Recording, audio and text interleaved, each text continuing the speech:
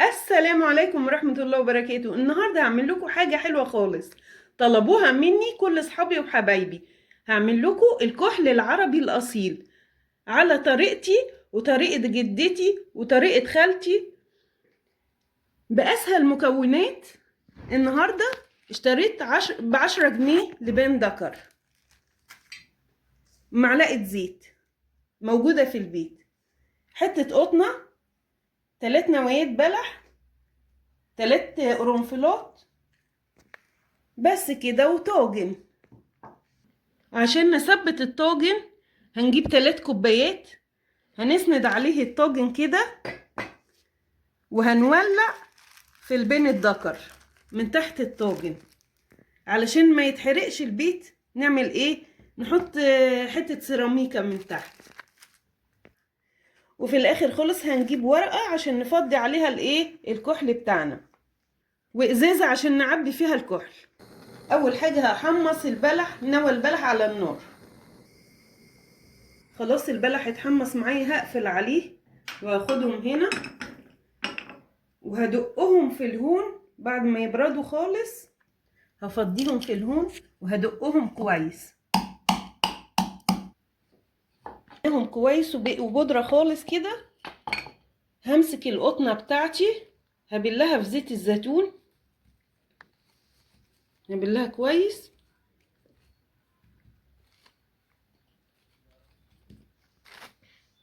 هجيب القطنة هفرطها هنا واحط عليها 3 قرنفلات، واحط البين الدكر،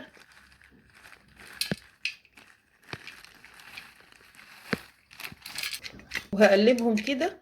بعد كده هولع فيهم، هو ده اللي هيكون الكحلة. هنسيبه كده مع نفسه نص ساعة لغاية لما ايه يصفى خالص، وبعد كده هيبقى الكحلة. هوريهولكوا بعد ما يخلص.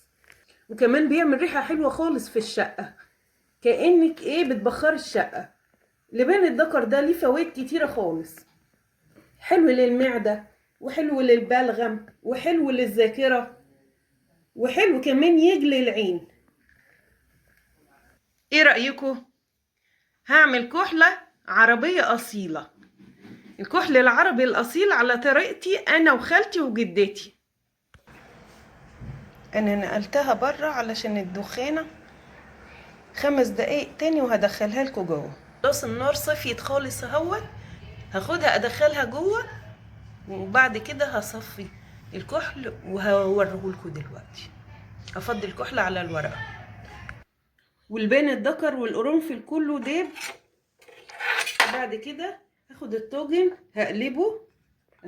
شايفين ده كله دوت كحل. هدعكه هفضيه دلوقتي. حتى اللي عندي الكوبايه ده كحل اهي، مخافوش، ده سهل خالص في الغسيل، يعني بيطلع على طول اهوت. شايفين الكحل اتكون على الجوانب في الطاجن اهي، شايفين؟ انا هكحت ده كله كده اهي، شايفين الكحل؟ وهفضيه كله على الورقة عشان كل فتفوتة ديت خسارة.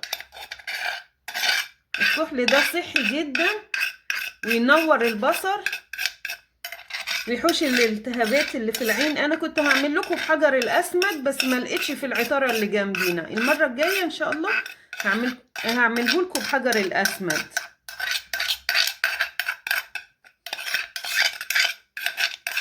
هجمعهم كلهم وبعد كده هخلطهم مع نوى البلح اللي انا ايه حمصته دوت.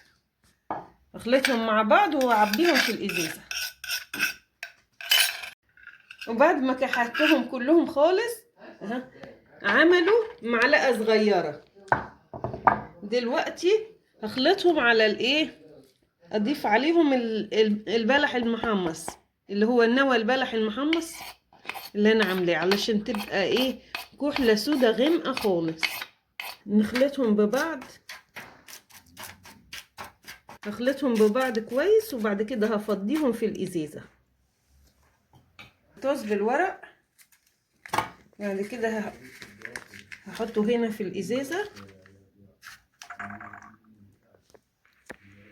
وهفضي فيه كل الكحل اللي انا عملته.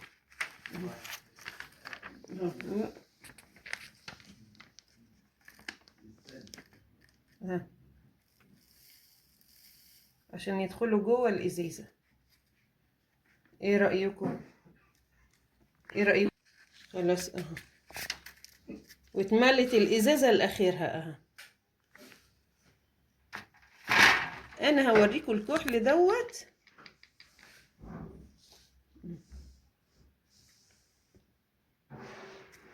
ايه رأيكم؟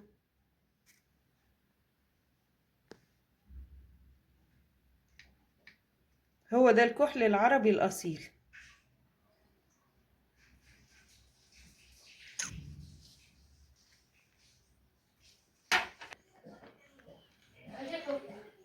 ايه رأيكم؟ المواعين بتاعتي اهي اللي انا استخدمتها غسلتها كلها، طلعت في ثواني.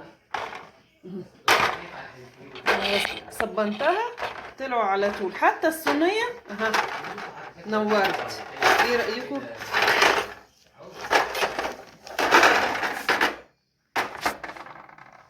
بعد كده كل دوت وانا ايه بغسل مواعين، وانا والكحلة برضو ما اتمسحتش ولا فرشت، زي ما انا كنت محدداها معاكم بالظبط. ادي الكحلة بتاعتي. ايه رأيكم؟ عشان زيت الزيتون مديها لمعة. ايه رأيكم؟ كحلة جميلة. هو ده الكحل العربي الأصيل. ايه رأيكم في الكحل بتاعي؟ اشتركوا ودوسوا لايك عشان يوصلكوا كل جديد. مع السلامة.